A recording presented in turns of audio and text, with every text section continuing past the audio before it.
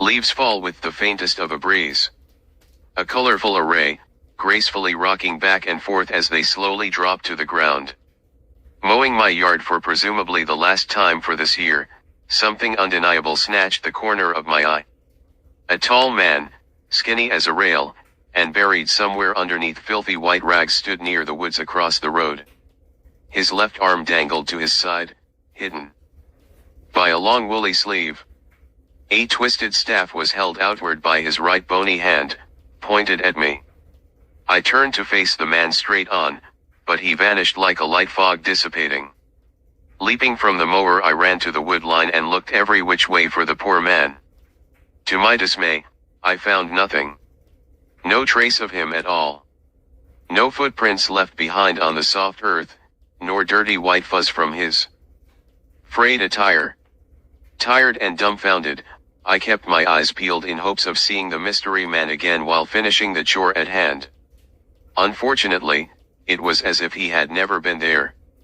Waking up the next morning, I grabbed a cup of coffee and went to sit on my front porch. The sun was making its ascent, blasting vibrant colors throughout the clear sky. A vast amount of birds scavenged my yard, rolling like waves in the ocean. Weather muse begun it turned bad, I mumbled and took another sip from the steaming cup. Near the end of my coffee, enjoying the peace and quiet that only comes from living in the middle of nowhere, random footsteps stole my attention. Footsteps that could only belong to a human being, pacing just beyond the tree line. I placed my cup on the railing and quietly hurried over to investigate. Birds hopped and flew, opening up a path for me like they knew which way I was going, yet paid me no regard. The sun was blinding me the way it poured through the thick trees, and took the shape of a gigantic golden cross with sharp points. Dark as night was all other areas within the woods. Pacing ceased. Turning to walk back to my porch, fingertips lightly brushed my neck. Glancing over my shoulder, only the cross was there, still bright and blinding in all its glory. Puzzled, I decided to fill my cup again and enjoy it while sitting outside as well on this beautiful morning. Hopefully the poor man will return if he is in need of help. Upon returning to my cozy rocking chair, fresh cup in hand, I noticed more winged creatures had arrived.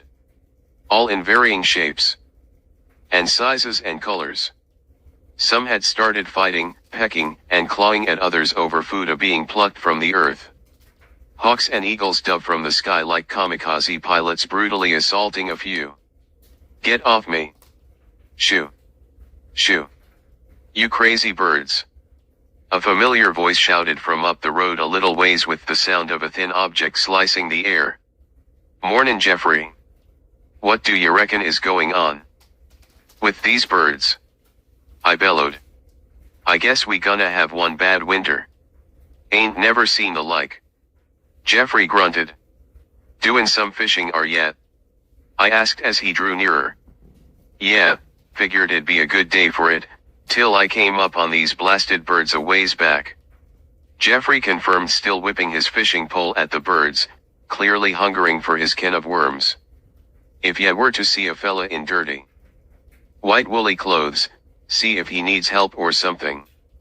He was standing over yonder, just out of the woods last night. He hurried off though before I could speak to him. I yelled.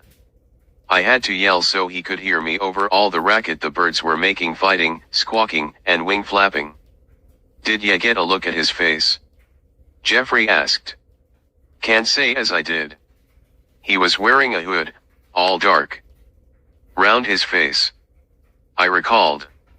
Jeffrey continued fending off the airborne predators, and inched his way on down the road. Once he was standing right in front of me, he stopped and the color left him. Anything else going on? Out the ordinary? He trembled. Yes, this morning. Heard someone pacing in the woods over there. Didn't see anyone though. You reckon it was that same feller? I asked.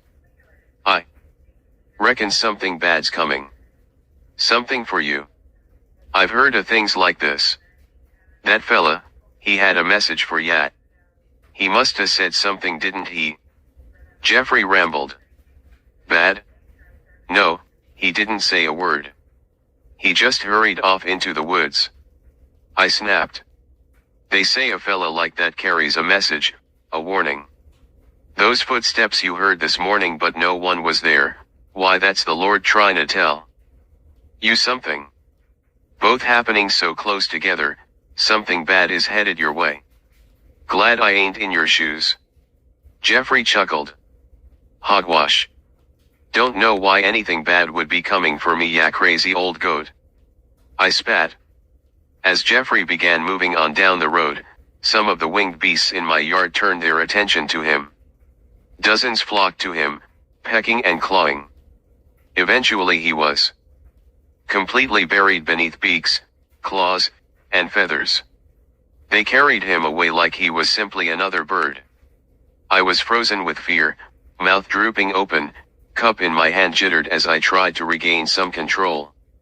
An eagle with ruby red eyes dove from the sky, his eyes glaring into my own. Come on! I screamed, finally being able to move again. I ran inside and slammed the door behind me. Flapping wings were so loud now that it was making my house shake. The flapping grew louder and louder, then there was total silence. I went to the window and peeked out. All of the birds were gone, and sunlight was scarce. What light was there was sprinkled on the ground here and there, exposing bare earth. Not a single blade of grass to in sight. The sky had a strange darkness filling it. A darkness that seemed to be moving. Stupid birds done devoured all the food they could find in my yard, and now they're coming for me. I cried. Screeching erupted, loud and nerve-shattering like a good set of Highland bagpipes when the Scottish would march into war. The birds, billions of the kamikaze in their descent, swiftly turned my house and myself into Swiss cheese.